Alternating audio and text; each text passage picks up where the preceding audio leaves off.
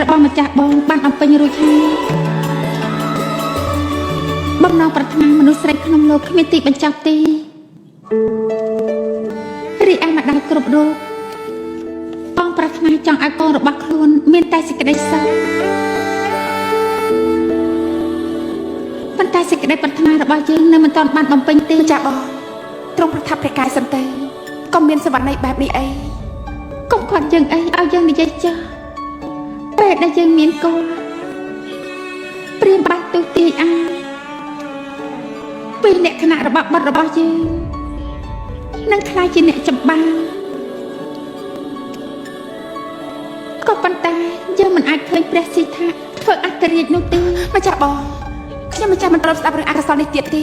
ទ្រាំមិនបាននោះទេម្ចាស់បងម្ចាស់ប្អូនមានតែម្ចាស់ប្អូនម្នាក់គាត់ដែលអាចនិយាយរឿងនេះ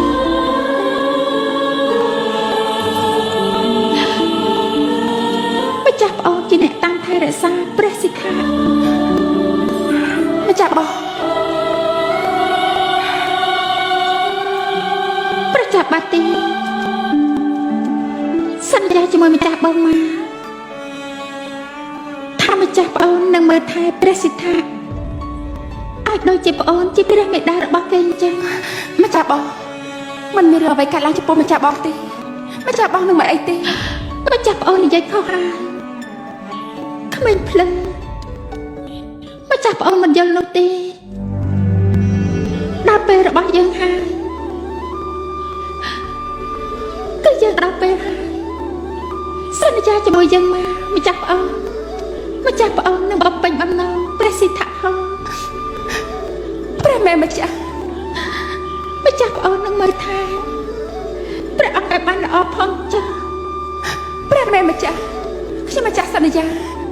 ខ្ញុំម្ចាស់នឹងមើលថែត្រង់ទៅពីអង្គហើយម្ចាស់ប្អូននឹងមិនបំភ្លេចយើងនោះទេអត់ទេម្ចាស់បងខ្ញុំម្ចាស់មិនអាចបំភ្លេចម្ចាស់បងទេ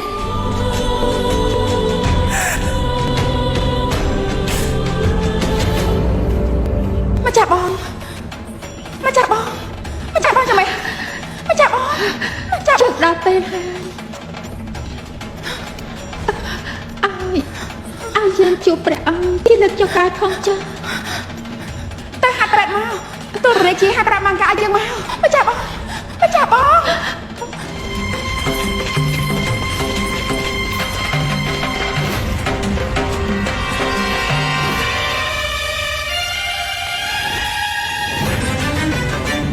មានរឿងអីទៅគ្រូពេទ្យម្ចាស់បងមិនអីទេមែនទេទ្រង់កំពុងតែចេញព្រះអាការៈរបស់សន្និផាត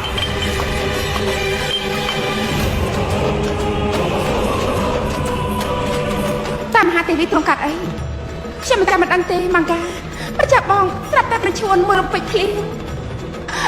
គុំយើងទៅខាងក្នុងឲ្យព្រះអង្គពេលនេះពេទ្យកំពុងតែពិនិត្យមើលអាការៈរបស់មហាទេវីព្រះអង្គមិនអាចយើងទៅបានទេប៉ុន្តែព្រះមហាទេវីត្រូវការឲ្យយើងចូលទៅឥឡូវនេះ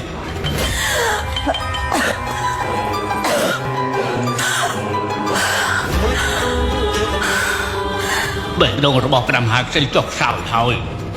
យើងគ្មានពេលទេឆាប់ទូលព្រះរាជាឲ្យឆាប់ជាងមក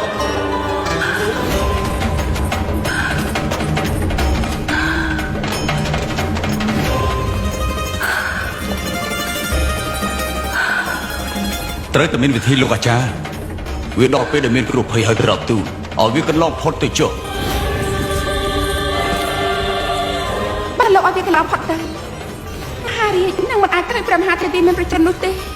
ឆាប់យើងមកជាមួយខ្ញុំម្ចាស់ប៉ុន្តែទ្រង់ត្រូវទៅដោះស្រាយរឿងនេះព្រះអង្គយើងធ្វើដូចដែលលោកនិយាយទៅចុះយើងមកធ្វើព្រះអង្គត្រូវតែអត់គោ100ក្បាលទៅឲ្យឆ្ងាយដល់ពេលនោះទៅព្រះអង្គត្រូវបានអភ័យទោស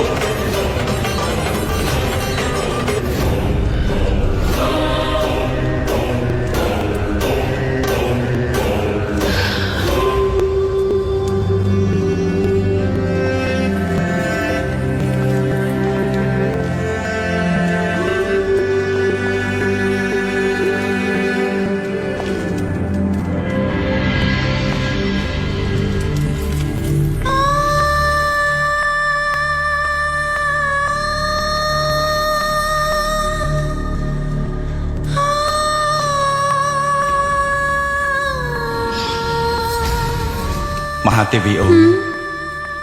បើមានរឿងស្អីកើតឡើងឲ្យបងកាត់ប្រទេសយ៉ាងវិញ គ្មានអំពើអាក្រក់ណាមួយដែលមករកព្រះអង្គនោះទេនៅពេលដែលខ្ញុំម្ចាស់នៅ ហើយ ទី ទៅ នោះបើខ្ញុំម្ចាស់អស់ព្រះជន្មទ្រង់រៀបអភិសេកជាមួយស្រីម្នាក់ទៀតទៅខ្ញុំម្ចាស់មានព្រះជន្មក៏ប្រត់តែព្រះអង្គបើគ្មានព្រះអង្គទេខ្ញុំម្ចាស់ក៏គ្មានព្រះជន្មដែរព្រះពរខ្ញុំម្ចាស់នឹងលាចាកលោកមុនព្រះអង្គហើយ